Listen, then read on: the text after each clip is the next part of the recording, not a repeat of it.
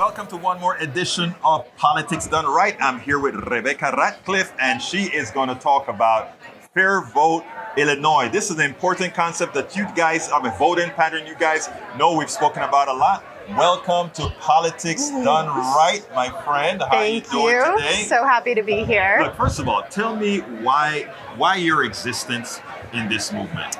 Yeah, so FairVote Illinois is a single issue organization. We are all about getting ranked choice voting across the state of Illinois. And the reason why we exist is because ranked choice voting is really it's a statewide issue.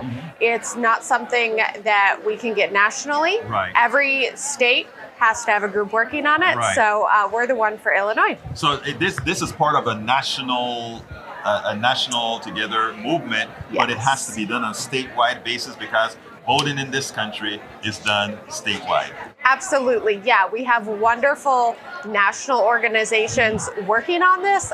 There's FairVote, just FairVote, and there's also Rank the Vote, who's here at the conference with us as well. They work nationally to, support all of our statewide efforts, but we're the Illinois so let me org. see if I understand this right. There's an organization called Rank the Vote, correct? And Rank the Vote and FairVote, your FairVote Illinois organization, support the Rank the Vote method of doing... Rank the Vote really supports us. Or Rank the Vote supports you. Yeah, Rank the Vote just... they work with all sorts of different states. They work to just help us with our efforts and also kind of connect us, because a win for ranked choice voting in any state is really a win for all of us. Absolutely. Because the more we normalize it, the more people see that places are using it. Right. The more likely other places are to adopt it. Now, explain what the voting method that you guys are trying to do, because a lot of people don't quite get it, which they need to, because I think it does several things. One, you only need one election. And with that one election, you don't have to have runoffs or anything. Is that correct? Yes. So let's go. I just gave a synopsis. You tell us exactly how it works. Yeah. So the way ranked choice voting works is it's a simple upgrade to our voting system that is really about giving voters more voice and more choice. And it does that by allowing us to rank multiple candidates on the ballot, as opposed to what we do now, where we're just putting one. So we're ranking them first, second, third choice, if we so choose. So with this system, a candidate always has to have that majority support to win, 50% plus one. So you brought up, sometimes in our current system, depending on the state, depending on the city, we have to have runoffs. Right. Because they say, hey, you need a majority. Oh, no one got that. Well, now we're going to make voters come out for a second election. Right. With ranked choice voting, often called instant runoff voting, you do not have to do that because you already have everyone's backup choices. Right. And it's much more... it's fairer. It's much more accurate. Yes. Yeah, it's much more accurate at getting at voter preference because, when you do a runoff, sometimes you have a really crowded field, like what just happened in Chicago. We had 9 mayoral candidates. And with that situation, it's just the top 2 that went to the runoff. So we eliminated 7 all at once. Right. With ranked choice voting, the way it happens, if someone doesn't get the majority, we eliminate the person with the lowest amount of votes because they don't have a chance of winning. Right. And we redistribute those second choices. If still no one has a majority, we continue that process again and again until we have it. So for the voter, this makes it so they don't have to worry about things like wasting their vote. Maybe if they want to vote for a lesser known candidate or a third party. It also, eliminates the issue of the spoiler candidate. Also eliminates the issue of vote splitting. Maybe there are a few candidates in the same ideological lane, same race, and people want to coalesce behind them. Right now, you have to really be concerned with the issue of splitting the vote. No more with ranked choice voting. It's a great concept, and it's a really democratic concept because what it does, it more closely reflects what the population really wants. Absolutely. Now, some people will look and say, well, you know what? The issue with ranked choice voting is that we've had an example of a fiasco in New York.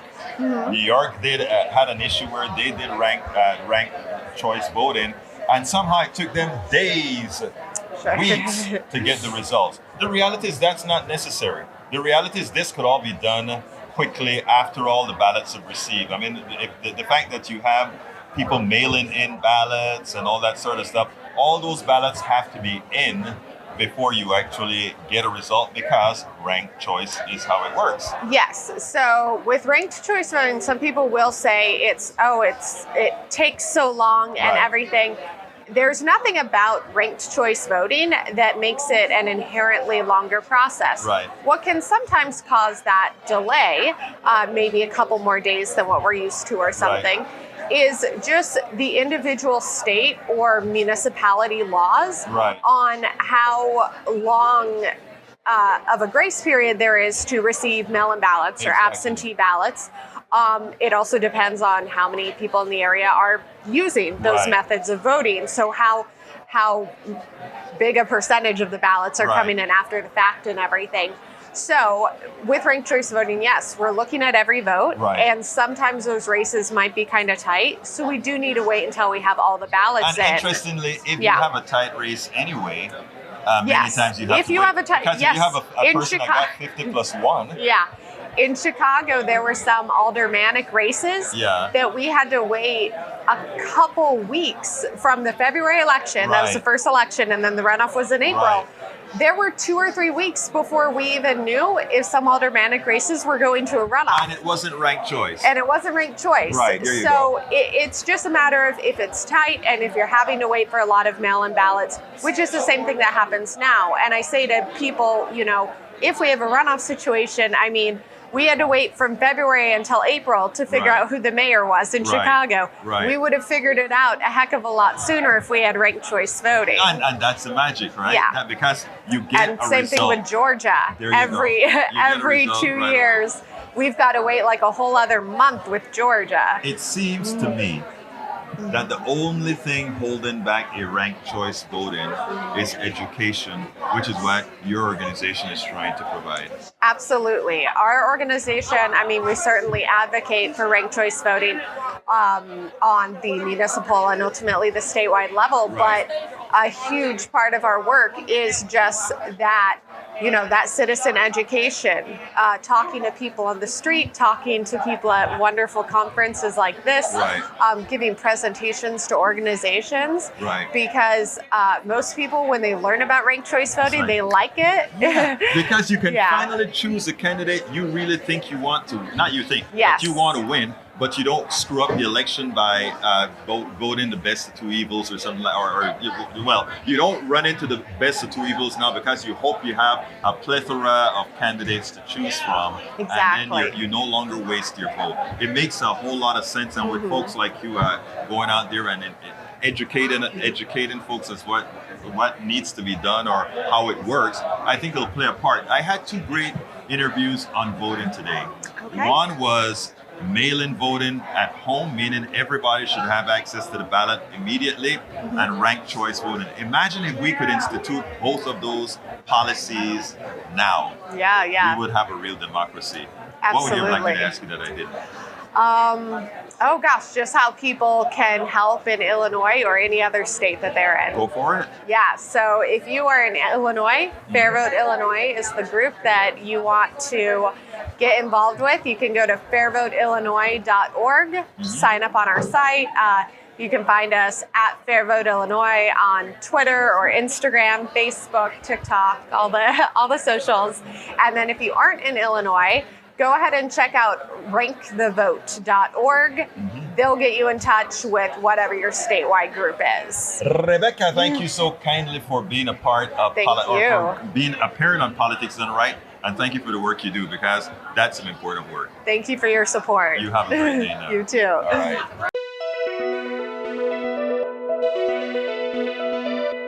We spend a lot of time deconstructing the news, trying to parse it into a form that everybody can understand. We try to find those little nitpicks where it flies above the fray, etc. If you really like these videos that we do, I want to ask a big favor. Please go ahead, number 1, subscribe to our channel, and number 2, please join if you can. Thank you so kindly for watching. Keep watching. Please remember to share.